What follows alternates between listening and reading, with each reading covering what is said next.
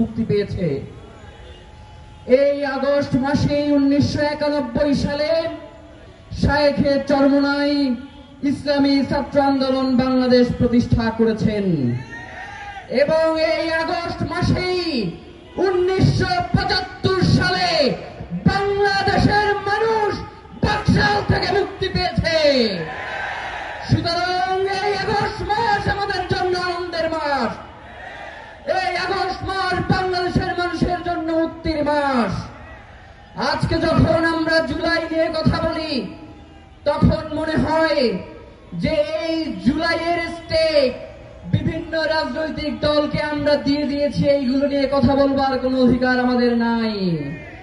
একটা কথা মনে করিয়ে দেই, জুলাইয়ের গণঅভ্যুত্থানের সময়ে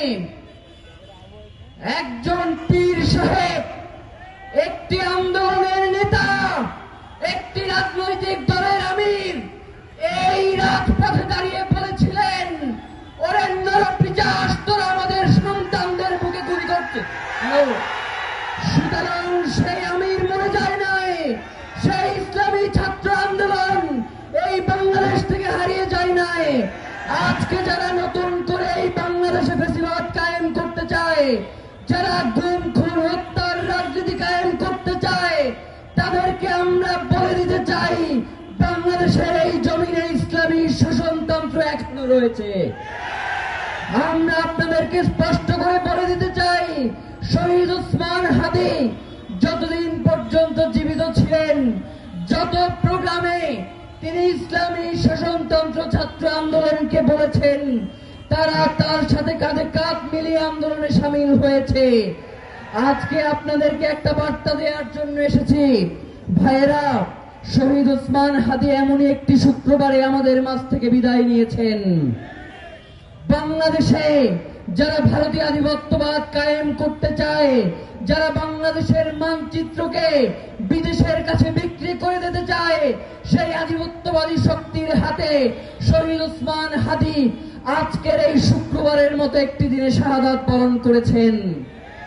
সরকার ক্ষমতায় এসে 6 মাস হয়ে গেছে, নিত্য নতুন মজার মজার আকর্ষণীয় কথা বলে এই বিচারকে বাধাগ্রস্ত করবার চেষ্টা করছে, বিচারকে ভিন্ন খাতে প্রবাহিত করবার চেষ্টা করছে। আমরা আগামীকালই কোনো কর্মসূচি দিচ্ছি না। আগামী 18ই ডিসেম্বর এই শাহবাগে লক্ষ জনতার সম্মিলনে শহীদ ওসমান হাদির হত্যার বিচার নিশ্চিত করেই এই সরকারকে ক্ষমতায় থাকতে হবে ইনশাআল্লাহ। এর বাইরে এই সরকারের কোনো পথ নাই। তার সামনে আরো 4 মাস সময় রয়েছে। আপনারা এই 4 মাসের মধ্যে ভারতের সাথে কিভাবে যোগাযোগ করে খুনিদেরকে ফিরিয়ে আনবেন, সেই দায়িত্ব আমাদের নয়, সেই দায়িত্ব আপনাদের। ডিসেম্বরের মধ্যে শহীদ ওসমান হাদির হত্যার বিচার নিশ্চিত না করা হলে ইসলামী শাসনতন্ত্র ছাত্র আন্দোলন সহ বাংলাদেশের আজাদীর প্রত্যেকটি ছাত্র আন্দোলনের সহকর্মীদেরকে নিয়ে আমরা এই শাহবাগে থাকবো ইনশাআল্লাহ। বাংলাদেশ জিন্দাবাদ, ইনকিলাব জিন্দাবাদ। ইসলামী ছাত্র আন্দোলনের 35তম প্রতিষ্ঠা বার্ষিকী সফল হোক। সবাইকে আসসালাম।